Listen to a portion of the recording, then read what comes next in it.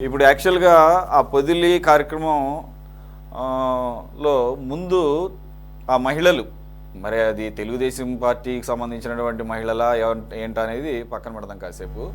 ఆ, ఆ, మహిళల నుంచే ఫస్ట్ చెప్పులు విసరటం జరిగింది జగన్మోహన్ రెడ్డి గారి కాన్వాయ్ మీద. ఆ తర్వాతే అది తీవ్ర రూపం దాల్చింది. దాడుల దాకా వెళ్ళింది, రాళ్లతో దాడుల దాకా వెళ్ళింది, ఆఖరికి పోలీసులకు కూడా గాయాలయ్యాయని వినపడుతుంది. ఎవరు ఎవరి మీద దాడి చేశారనేది పక్కన పెడితే నిరసన చేసే హక్కు మహిళలకు ఉంది. మహిళలకే కాదు, మొన్న టీవీ సాక్షి ఛానల్లో ప్రచారమైనటువంటి ఆ కృష్ణంరాజు గారు ఎపిసోడ్ ఏదైతే ఉందో ప్రతి తెలుగు మహిళ గుండెలు బాదుకుంది. దాన్ని ముందు పార్టీ అధినేతగా మాజీ ముఖ్యమంత్రిగా జగన్మోహన్ రెడ్డి గారు, సాక్షి ఛానల్ అధినేత్రిగా వారి సతీమణి భారతి గారు అంగీకరించి ప్రజలకి దానికి సంబంధించినటువంటి ఒక వివరణ ఇవ్వాల్సినటువంటి ఆవశ్యకత ఉంది. అది వాళ్ళు ఎందుకు చేయట్లేదు, ఆ మాత్రం ప్రజాస్వామిక చర్య చేయడానికి వాళ్ళకు వచ్చిన బ్యాషిజం ఏంటో, ఇగో ఏంటో, అహంకారం ఏమిటో నాకైతే అర్థం కావట్లేదు.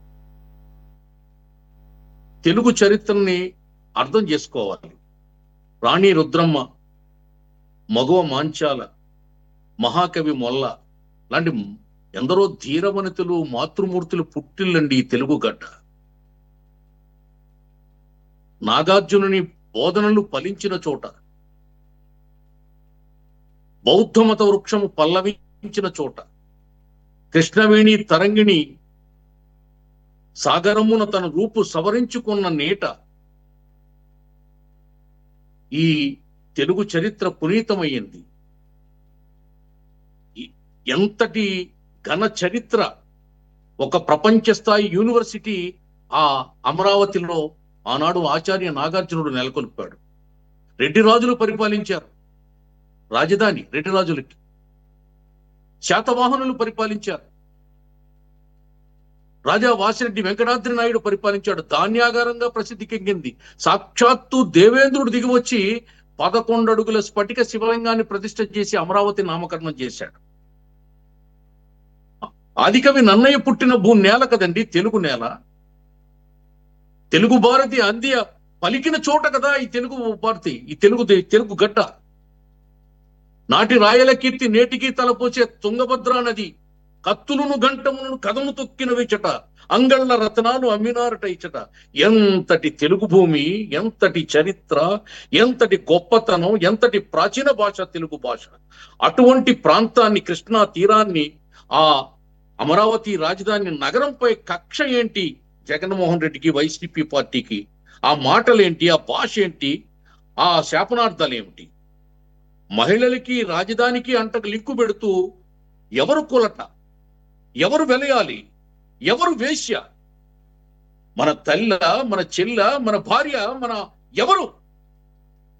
తెలుగు మహిళ అంటే చరిత్రలో ధీరవనితగా మల్లమ్మ పతిపత్తి, రుద్రమ్మ భుజశక్తి అంటారు. రామాయణం తెలుగులో రాసినటువంటి మొల్ల ఏంటి సార్, ఏంటి? ఒక్కసారి చరిత్ర తెలుసుకుని మాట్లాడాలి కదా. దీన్ని ఖండించాలి కదా పార్టీ రహితంగా. ఖచ్చితంగా మహిళల యొక్క మనోభావాలు దెబ్బతిన్నాయి. ఏమన్నా ఊరుకుంటుంది కానీ మహిళ కొలట అంటే ఊరుకోదు సార్, వెలయాలి అంటే ఊరుకోదు సార్. చాలా తప్పండి. దాన్ని ముక్త కంఠంతో 5 కోట్ల మంది ఖండిస్తుంటే మీరెందుకు ఖండించరు?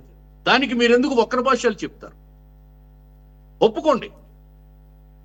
సహజంగా మనిషి తప్పు మాట్లాడతారు, మాటలు దొరుకుతాయి. మేము కూడా ఇంటర్వ్యూలో చాలాసార్లు తప్పుడు మాటలు మాట్లాడతాం, మీరు వారిస్తారు.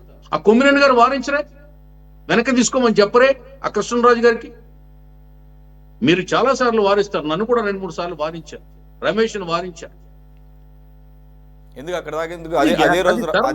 అదే రోజు రమేష్ గారు మన డిబేట్లోనే ఆయనే ఖండించారు. ఆయన దానికి బాధపడుతున్నానని చెప్పాడు. మరి ఆయన ఆ పార్టీకి సంబంధించిన అధికార ప్రతినిధి ఆయనే చెప్పినప్పుడు అంటే నేనేమంటున్నానంటే అది వాళ్ళ వ్యక్తిగతం అయ్యి ఉండొచ్చు, ఇంకా ఎక్కువ బాధ్యత ఉంటుంది కదా అధ్యక్షుడికి, పార్టీ అధ్యక్షుడికి. వీరరక్తపు ధార వారబోసిన సీమ పలనాడు నీదిరా, వెలనాడు నీదిరా అంటారు. బాలచంద్రుడు చూడ ఎవడోయి, తండ్ర పాపయ్య చూడ నీవోడోయి అంటాడు.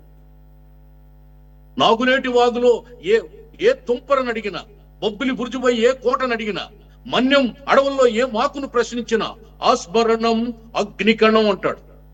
ఏమి తెలుగు భాష, ఏమి చరిత్ర, ఏం సంస్కృతి, ఎంతటి ఘన చరిత్ర!